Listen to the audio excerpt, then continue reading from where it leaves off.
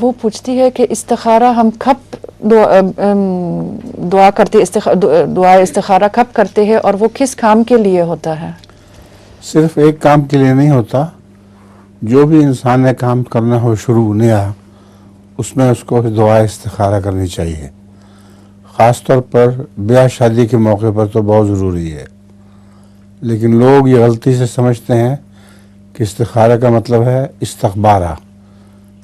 وہ کہتے ہیں ہم نے بہت استخارہ کیا ہے لیکن کوئی خواب نہیں آئی.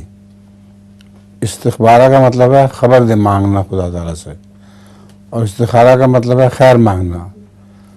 تو کوئی بھی دعا کریں آپ، کوئی نیا کام شروع کریں، اس میں خدا سے خیر مانگنی چاہیے. اس کو استخارہ کہتے ہیں.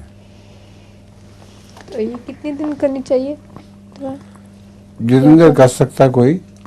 کون سی نماز؟ 40 دن تو رواج ہے عموماً کہ 40 دن تک استخارہ کیا جاتا ہے.